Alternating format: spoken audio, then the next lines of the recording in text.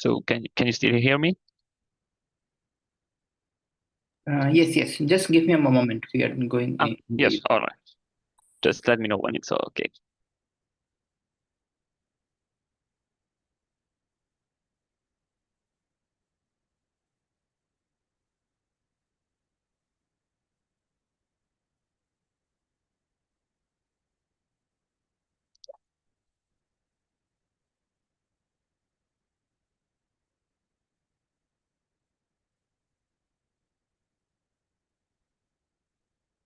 Okay, so perhaps we can begin. Welcome everybody to this week's Majorana-Raychaudhuri seminar series. We are, as our first speaker, we are very happy to have Carlo Branchina from Università della Calabria and INFN, and he's going to talk about effective action in quantum gravity and the cosmological constant. So maybe I will send you a reminder when 5 minutes are left. All right, thank you. Thank you for the introduction and thank you for having me here. It's a pleasure to give a talk about this recent work I've been doing in collaboration with these guys. And please allow me just to draw your attention just a second to these two guys, Riccardo Gandolfo and Arcangelo, who are two brilliant PhD students from Catania who did a lot of work on what I'm going to talk about. So what is this talk about? It's of course about the calculation of the effective action in quantum gravity, but it's also about two very much related issues, let's say the cosmological constant problem that we all know about, and the question of the renormalizability of gravity as an effective field theory. As for the first one, well, it's now a common knowledge. We find it even in textbooks that the vacuum energy receives very large contribution from quantum fluctuation that should go like the whole power of the cutoff, and this prediction of a field theory of gravity when compared to experiments to the observed value inferred from the observed accelerated expansion of the universe leads to what is typically dubbed as the most severe naturalness problem in physics. That is a discrepancy of 123 orders of magnitude between the prediction and the observed value. And this is very much related, and as we're going to see during the talk, and we're going to have a lot of surprises actually. This is very much related also to the question of the renormalizability of gravity as an effective field theory. So we know for a fact, again, this is a textbook material, that gravity as a quantum field theory is perturbatively non-renormalizable, and this immediately leaves us with two possibilities. Either it is an effective field theory and it is simply valid up to a certain physical cutoff scale and stress physical as opposed to technical, above which there is a new theory, string theory or whatever it is, that takes over and actually manifests itself. And the fact that at low energies we can reproduce known results for gravity through a field theory simply due to the fact that this most comprehensive theory simply looks like a field theory at low energy. Or the other option is that gravity is actually non-perturbatively renormalizable. This might happen if gravity has an ultraviolet fixed point, and if this ultraviolet attractive fixed point has a finite dimensional critical surface. This simply means that at the end of the day, that in order to reach this fixed point as the theory flows to the ultraviolet, one only needs to fix a finite number of parameters, and you immediately see that this is somehow the equivalent of the perturbative renormalizability, where you need to renormalize a finite number of parameters in the usual perturbation theory sense. Here, you simply need to adjust a finite number of parameters in order to be sure that your theory flows to this ultraviolet fixed point. So this is, let's say, the ground on which we are moving. And from now on, the talk will be divided in three parts. The first one will be devoted to the one-loop evaluation of the effective action in pure gravity. The second part will be devoted to the determination of energy equations, so the flow of the theory. And finally, in the last part, if I'll get to it, but the most important thing will be to really understand what's going on here in the calculation. So if I'll get to it, we will talk about scalars immersed in gravity, and we'll see something also about this and about the gauge hierarchy problem. So let's get going. So this is simply the setup of calculation. Of course, we're going to work in Euclidean space-time, and we're going to take the Einstein-Hilbert action for the classical action. Of course, the main ingredient for the calculation of the effective action is the path integral, and the path integral comprises of two ingredients or two elements: the classical action and the measure. And I'll get to the measure in a moment. But for the classical action, of course, we use the Einstein inverse truncation, and we will calculate the effective action using the gauge invariant method pioneered by Raychaudhuri and David. That at the end of the day will come out simply in the calculation of a standard effective action, since it has been shown that when the background geometry has spherical symmetry, the one loop Vilkovisky-de Wicht effective action coincides with the standard one calculated with the HV conservatives. So this is at the end of the day the calculation that we make. And in order to read the renormalization of coupling from the action, we will follow the strategy that was put forward by Fratkin and Satin and Taylor and Veneziano in old paper in the 80s and 90s. The calculation we'll make is on a spherical background, so we'll take the metric that here I indicate G unit as the metric of the sphere. And when we evaluate the classical action, the Einstein inverse action on the sphere, it takes this form where you see here this first term is the volume element, the integral of the volume, and so it's related to the vacuum energy. While this second term is the integral of the Ricci scalar, so it's related, of course, to the inverse total constants.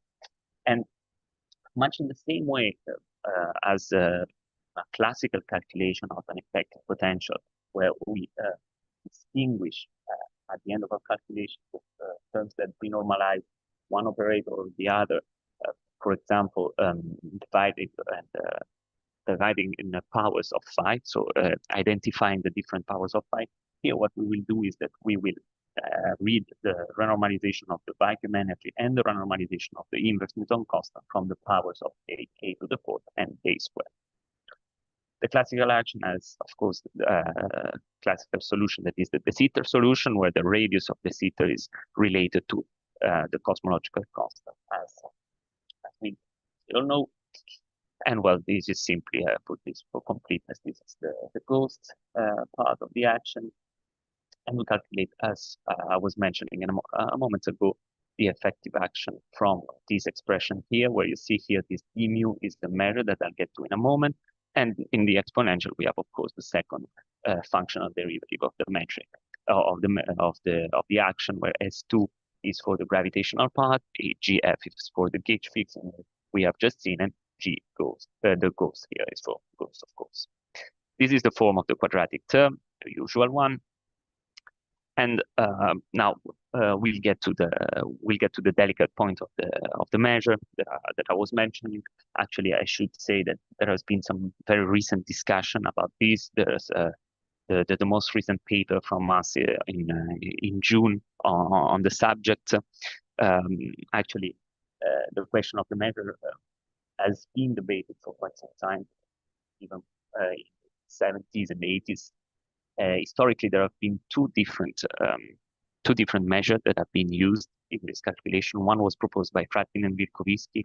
Another one was proposed by Fujikawa.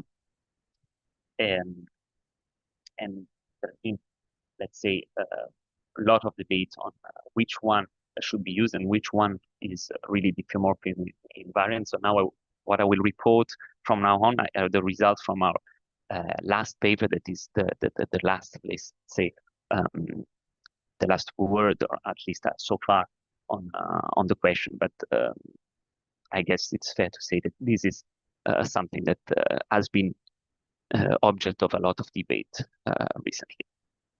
So the path integral measure we use is the one proposed by Fratkin and Vilkovisky. It looks like this. So you see here you have the differential of the fields, the gravitational field, the ghosts here. Plus you have these prefactors, these non-trivial prefactors that looks a little ugly. You see here this G00 dependent. This is what it has always been a little bit made people skeptical about this measure. But as Fratkin and Vilkovisky showed in their original paper, this is obtained if one takes the Liouville measure in phase space, so it's simply the product of conjugate momenta times field. as one expects, then you integrate over conjugate momenta, and this is what you obtain. So the question here, the elephant in the room, is whether these G00 is really dangerous. How can these the effective action calculated with these measure be diffeomorphism invariant? We know that the classical action is diffeomorphism invariant. So for the effective action to be diffeomorphism invariant, we need the measure itself to be diffeomorphism invariant. And actually, the invariance of the measure, as we have shown in our last paper, come from a very subtle point that was missing in literature, and that was actually for the first time it was pointed out that there might be this kind of issues by Lloyd Villere in a paper, and then by Fredkin and Witkowiski when they proposed the measure. And is related to the very definition of the path integral. So when one defines a path integral, one needs to go necessarily from a discretization in order to define this product, the differential of the field. And so this product here is a product over x beside the product over the indices. And in order to perform the discretization, you need to define a lattice. The lattice is defined at the end of the day simply as the intersection between upper surfaces of constant time and upper surfaces of constant space, let's say constant xi, depending on your coordinate system. Once you define this lattice, you can define your path integral, and your path integral, you use it for what? To calculate transition amplitudes. Transition amplitude between an initial state at a certain time t1 and a final state at a certain time t2. And in order to make this calculation, you need to have a parameters that defines a time ordering. That is, of course, the x0 here. This means that when you perform a transformation, a coordinate transformation from one system of coordinate to another system of coordinate, that here I'm writing as x and x at, you are also shifting the lattice from a first lattice that I'm calling epsilon1 to a second lattice that I'm calling here epsilon2.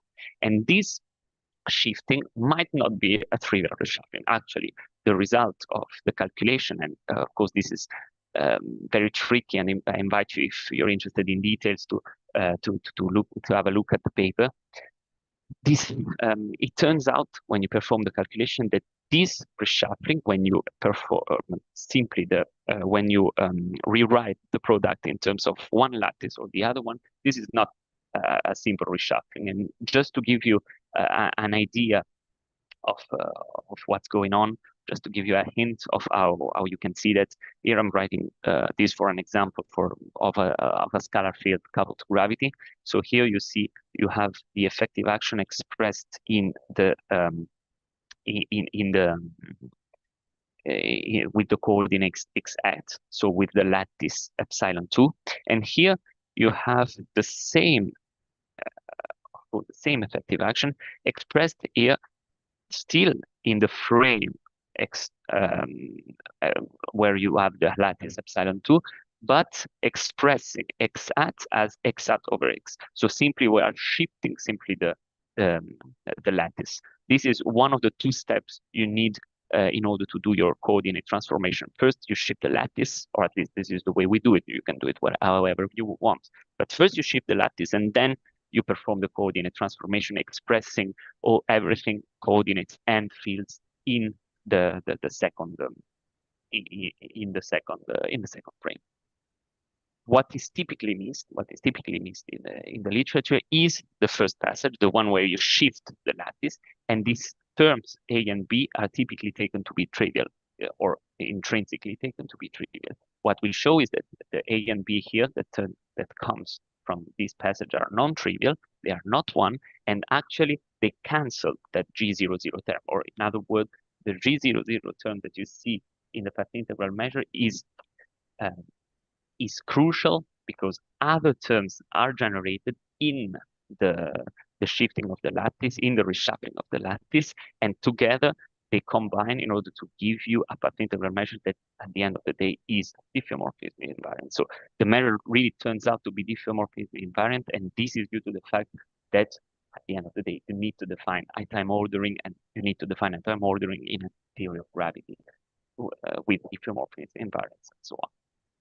Of course, by the same token, this tells you that the measure proposed by Fujikawa does not contain this G00 term cannot be invariant. And actually, I should also stress that the Fujikawa measure is not obtained from the Liouville measure in phase space, but it's obtained from a measure in phase space where you include G00 factors in phase space. So you don't see the G00 factor in let's say field space, but you see it then in phase space, and these G00 factor that are missing in coordinate space are the ones that do not allow you to have invariance for the Fujikawa measure.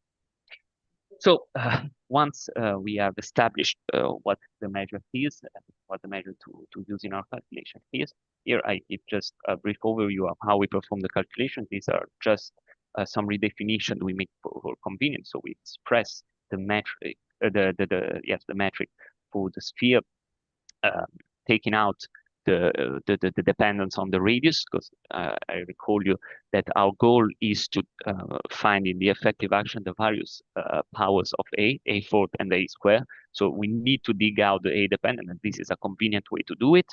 We do some field redefinition and so on, and at the end of the day, what comes out is that the a dependence that is in the field, given this redefinition, and the a dependence in the measure that in the metric that also appears, of course, then in the measure, they cancel between themselves, and what you are left with when you perform your calculation is only dimensionless operators. So the determinants will be dimensionless determinants, differently from what we typically are used to, and you do not need to introduce any arbitrary scale to make it dimensionless, as we always do, right? When we have to calculate the determinant of pi square or of the Laplacian or Laplacian plus mass, we always need to introduce an arbitrary mass scale to make this dimensionless. Here you see that taking into account gravity, taking into account all the dimensions and the path integral measure, you automatically get dimensionless operators with no need to introduce arbitrary scale whatsoever. So then, of course, we have dimensionless operators, that is the dimensionless Laplace-Beltrami operator, that is this one, this box tilde, and we need to express it in a basis, in its basis. So we express it in its basis where we have these dimensionless eigenvalues that you see here, and the corresponding degeneracies. And at the end of the day, the expression for the one loop correction to the action is this one. So this one, this log determinant, where you see here, let me stress that we are not making any choice for the radius. This is for generic radius, and the fact that each one of these determinants is dimensionless only comes from taking into account both the second functional derivative of the action and the measure in our functional calculation of delta S. All right. So how do we calculate this? We use two different strategies, and at the end of the day, we see that the results are the same. We perform first a direct calculation in terms of the eigenvalue of the Laplace-Beltrami operator, and then we use proper time that is closer to what is typically done. So the calculation in terms of the eigenvalues is this one. You see here, we simply cut it at some convenient large number. Here we write n-2 simply because it simplifies the final expression. But think of it as the highest mode you include in your sum. And the result that you obtain expanding for the n much greater than 1, this one, where you see here the powers a to the 4th, a squared, and these terms that do not have any power of a, so are not of interest to us at the end of the day. And before giving the final result, we would like to express this in terms of the physical cutoff scale of the theory. So how do we define the physical cutoff scale of the theory? Well, we relate the number of eigenmodes included in the calculation and the cutoff scale of the theory through the size of the universe that is given by the on-shell radius that I've called ADS, so the solution of the equations of motion for gravity, the de Sitter solution, right? So the cutoff that might be around the Planck scale is defined as the number of eigenmodes included over the size of the universe. It's very similar to what we used. And once you do this, you find you express the result in terms of this physical dimension full scale, and it's the one that you see here. Now, before commenting on the result, let me just show you the second calculation method that I was mentioning, the proper time one. So simply we write the determinants exponentiating them in terms of these kernels, as usually done. One thing that I should mention is that since the determinants are dimensionless, and again, the integral here over tau and this variable tau is dimensional itself. So here we do not have, as usual, the dimension full cutoff 1 over lambda square, but we get again to the definition of the physical cutoff in a second. But we have a cut in terms of a number of a dimensionless one. This and here once again. So we perform the integration over tau. We perform the sum, this one in the kernel, using the Euler-Maclaurin formula, and we get the result here. Once again, we connect this integer n that is here in a smooth way, telling you how many modes you are including in the calculation. We connect it to the cutoff through the size of the universe, and we get the result. And you see that the two methods give the same result. So once we have seen that the two methods give the same result, now let's look at the result, right? So we see that we have these two powers, a to the fourth and a square, and I stress it again, these are the ones from which we read the renormalization of the vacuum energy and the renormalization of the inverse Newton constant. And well, perhaps surprisingly, you might say here, you see, we don't have any power-like divergence in the vacuum energy. The correction is actually a logarithmic one. While for the inverse Newton constant, we get the usual power-like divergence or power-like UV sensitive term, this lambda square plus the logarithmic one. So starting with G, you see that well, this is exactly the typical result that we used to.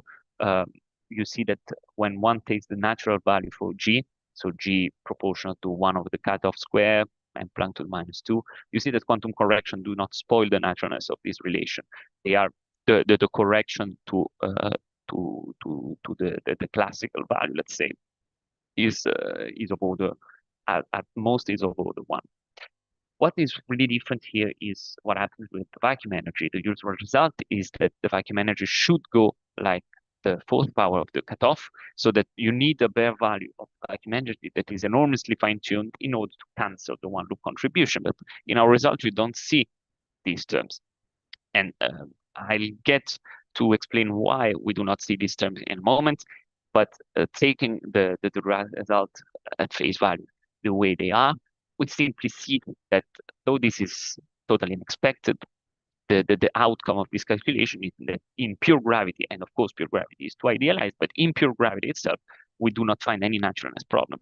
No naturalness problem arises. The cosmological constant can be, the bare one, can be even much smaller than the Planck square, the Planck scale square. So, of course, we would like to understand what's going on here. Of course, why don't we see these terms that are usually fine, the terms that define the worst naturalness problem in physics and so on? What is going on here for real? So let's take a step back for a moment and consider the result for the one loop correction here in terms of n. So before making the transition from the number of eigenmodes included in the calculation and the physical cutoff scale.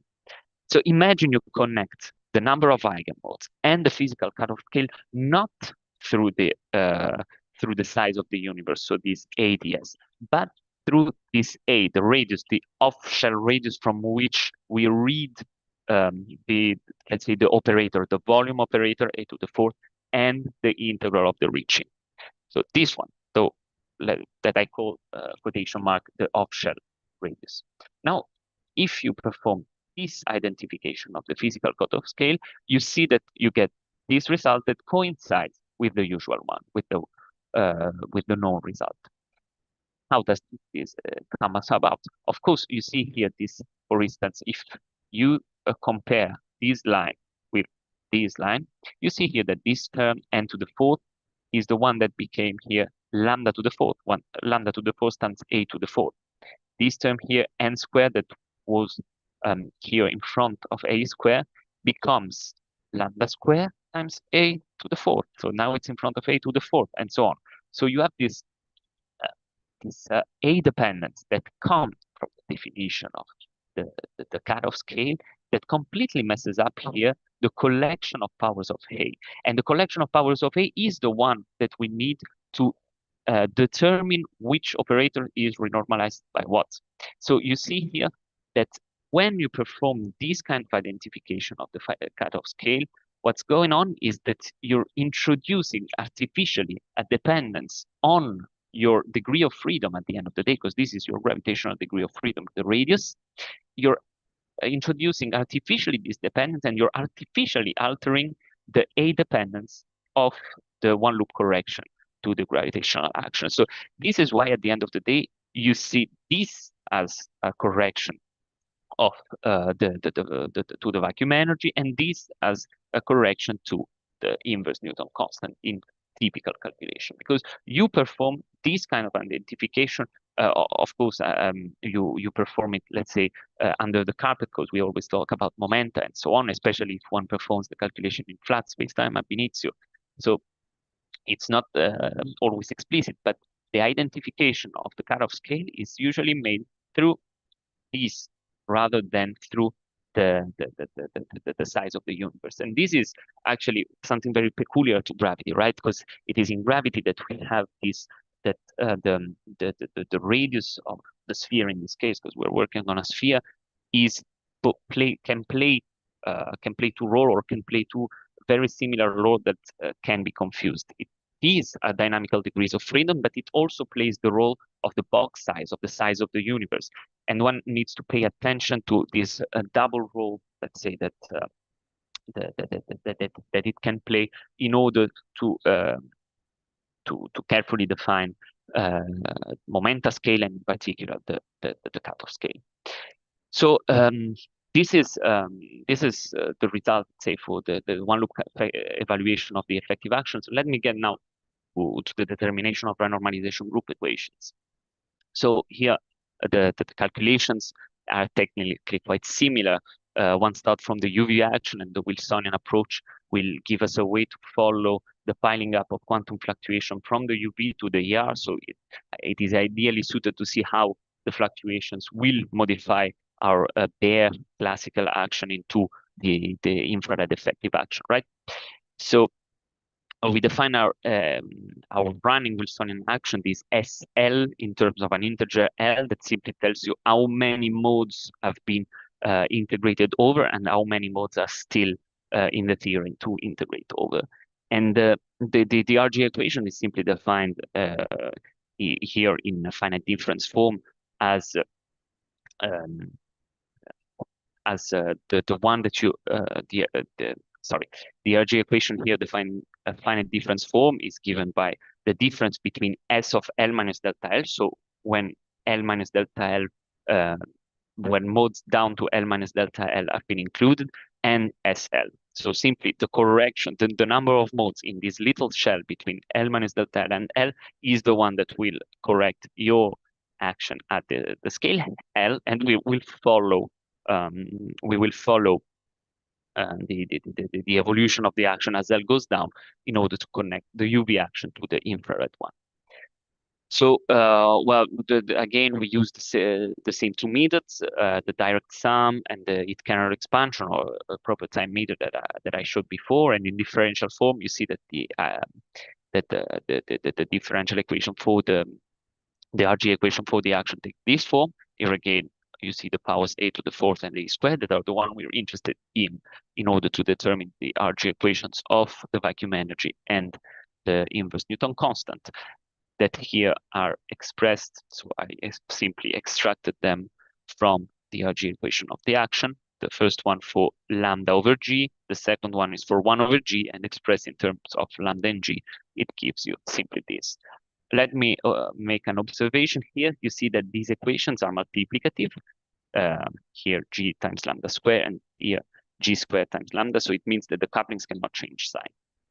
The sign of the coupling is fixed. So the sign, as we want for a physical application to have in the infrared a positive cosmological constant and a positive Newton constant, we only can consider as boundary condition, ultraviolet boundary conditions, positive Newton and cosmological constant at the UV scale.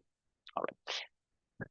The physical running scale is defined very similarly to the cutoff scale in the one-loop calculation in this way. So you see here, this scale will be our physical running scale, our dimensionful running scale, and it's determined as the ratio of this L, so the number, the integer that determines how many modes you have integrated out and how many modes are still to integrate out, and the size of the universe, this A bar L, when L modes are still in the theory. So this is, let's say, also a running quantity, this radius of the universe, this radius of the universe. Each time that we make a shell integration of a number of modes that leads us to this number L, this running number L, we reevaluate the size of the universe, so the de Sitter solution, and this is what gives you the running scale. So there's an implicit dependency on L, and you see here expressed in terms of the cosmological constant lambda L. Right. So when you do this, you perform all your all the steps, and at the end of the day, you get the renormalization group equations for the cosmological constant and the Newton constant, as you see here. We expressed them in terms of dimensionless quantity as usual, and we finally have our instrument, our equation from which we can study the flow of the theory and the fixed points of the theory, just considering the vanishing of these two betas. And if this is the result at the end of the day, here I'm showing only the results in the positive quarter plane. So you see only positive lambda, small lambda is the dimensionless cosmological constant, small g is the dimensionless Newton constant, because of the observation I made a moment ago on the fact that the equations are multiplicative, and so the coupling cannot change sign. And you see, when you solve this equation, when you solve for the fixed points, you find that there are only two fixed points. One is the Gaussian fixed point. Another one is unphysical because it is not in this plane, so we're not really interested in it. The Gaussian fixed point has both a UV repulsing, a UV attractive eigendirection, and you see here the flow. So, of course, what immediately comes out of this is that we do not see any sign of a UV attractive fixed point, and especially of the UV attractive fixed point of the asymptotic safety scenario. That is a way to realize what I was saying at the beginning, that is the existence of a UV fixed point that would lead to gravity being non-perturbatively renormalizable. This has been established, the asymptotic safety scenario has been established studying renormalization group equations in the form of the functional renormalization group equation from Wetterich and Reuter, and the proper time equation that has been developed sometime later. And so usually this UV fixed point is found within the implementation of these equations. So how is it possible, again, that we're not finding it? And this is very much related to the fact that in the one-loop calculation, we did not find the power law divergences for the vacuum energy.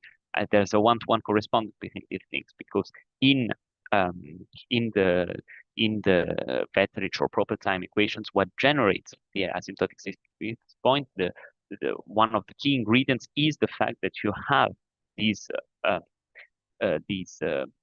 terms that goes like k to the fourth, so scale to the fourth and scale square in the vacuum energy. And these are related, these are the renormalization group counterparts of the power law divergences. So it's the two things are one-to-one correspondence, if you want. But again, so let's try to understand here what's going on in our equation, what happens. So let's once again take a step back, take the equation when we have still not performed the connection from the integer L to the running scale K. And once again, so this is again similar to what we have done in the one loop case. Imagine you identify the running scale rather than through the equation that takes the ratio between the number of eigenmodes and the size of the universe, as K equal L, so the number of eigenmodes over A. Once again, the gravitational degree of freedom, what I call the off-shell radius. If you do this, you obtain these renormalization group equation where you see here the appearance of this K to the fourth, but there is also the K squared that I should have maybe put in color too. So you see the appearance of this K to the fourth, and again, it's for the mechanisms that I was saying. Here you mess up the collection of powers of A. Messing up this collection of power of A, you see that this becomes A to the fourth, it becomes A squared. So they come into the renormalization of the vacuum energy and of the Newton constant. And at the end of the day, you get these equations. So we can study the fixed point of this equation, and we find three fixed points, so two beside the Gaussian fixed point. And this one especially is in the positive quadrant. So for positive cosmological constant and Newton constant. And here are the flow charts. This is from us. This is from, let's say, old papers, the first papers where the asymptotic safety fixed point was found. And you see the resemblance between the two. You have that these fixed points have a spiraling behavior around it. So this is related to the fact that the eigenvalues of the linearization matrix are complex. So you have this spiraling behavior. You have that this fixed point is UV attractive.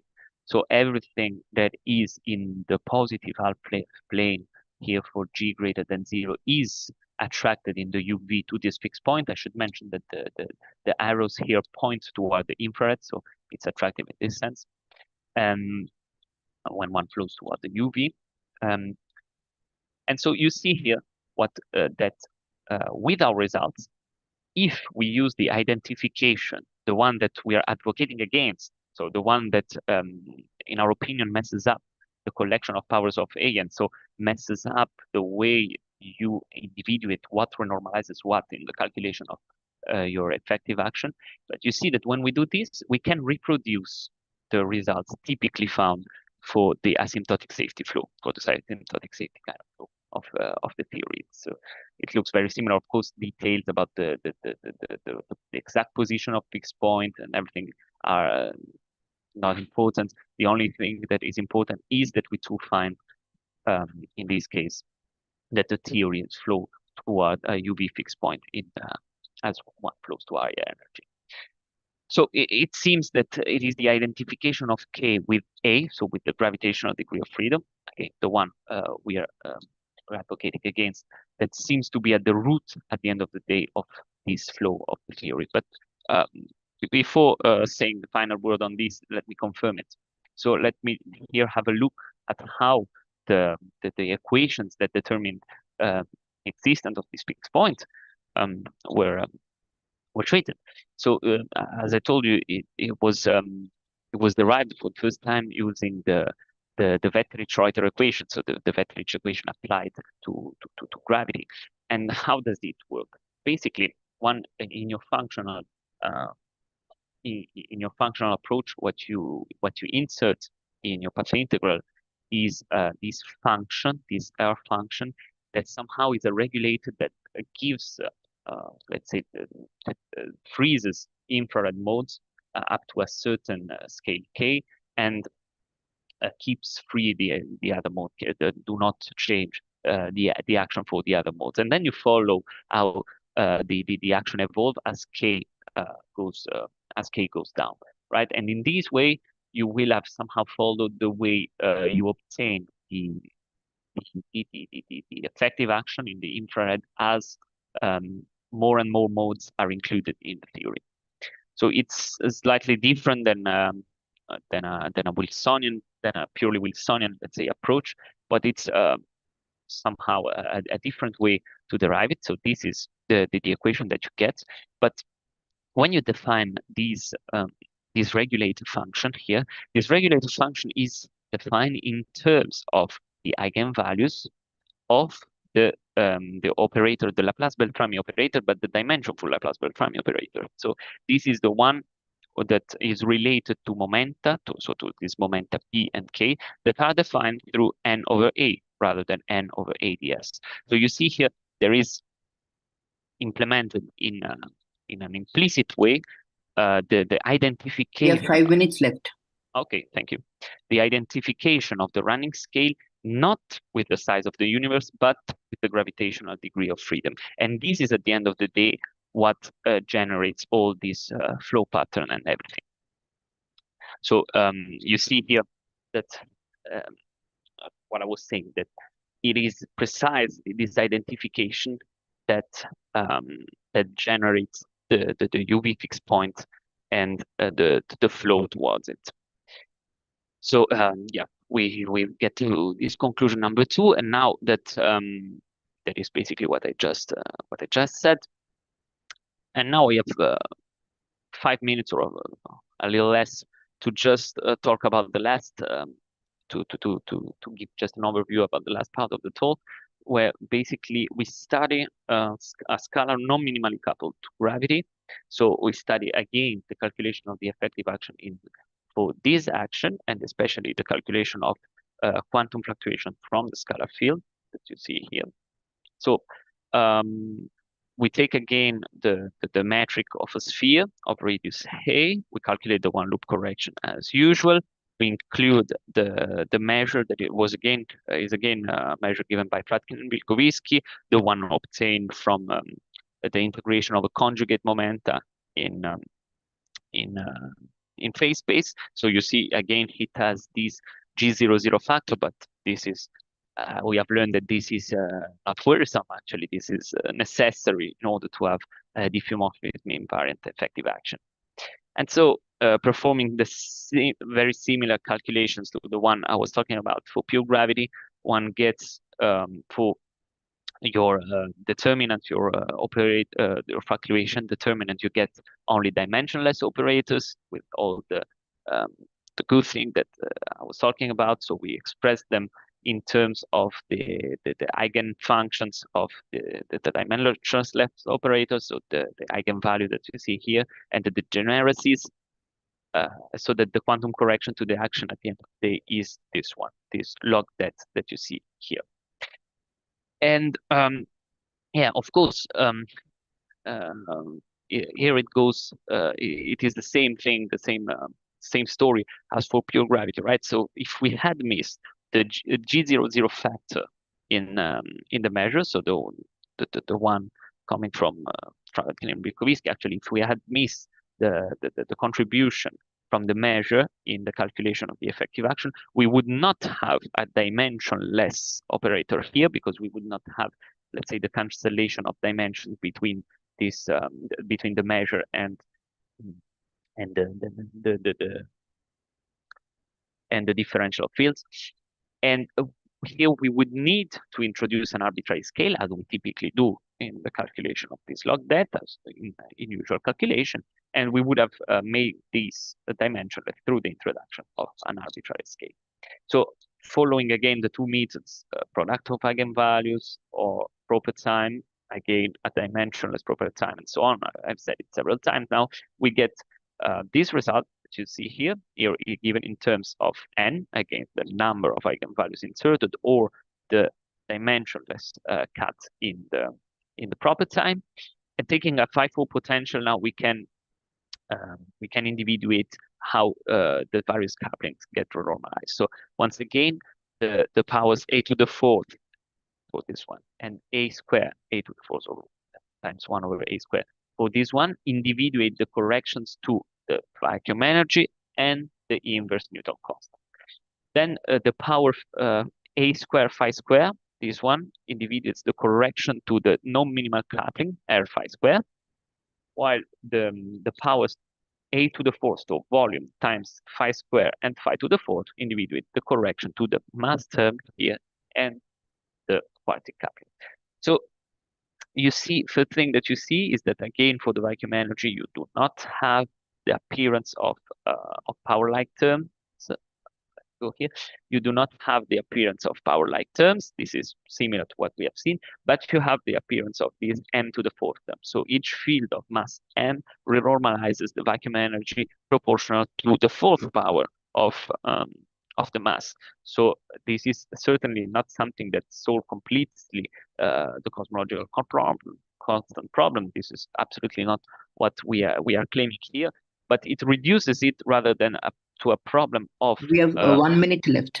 Yes, of sensitivity to the cutoff, to a problem of sensitivity to the mass.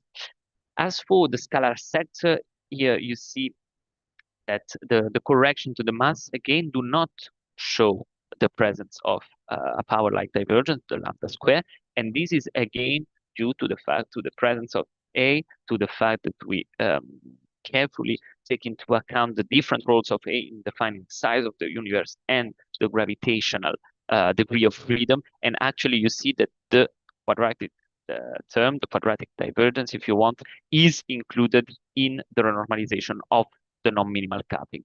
But once again, and I'll be done with this observation, if you make the definition of the cutoff scale rather than in terms of the size of the universe, in terms of the physical degree of freedom of gravity, so the radius here, you see that once again you mess up the collection of powers of A, and this messing up is such that the n squared term, the let me call it quadratic divergence that was renormalizing the non-minimal coupling, you see it here, once again gets transferred to the mass. So you see there's the same kind of transfer of divergences due to the identification of the cutoff with the dynamical degree of freedom of gravity rather than the radius for the mass, the same one that we have observed for the vacuum energy. So we recover the usual result doing this operation that we are seeing some that is illicit. So I'll finish here with this slide on my conclusion since I'm out of time. Okay, thank you for the nice talk and excellent presentation. Thank you. We have time for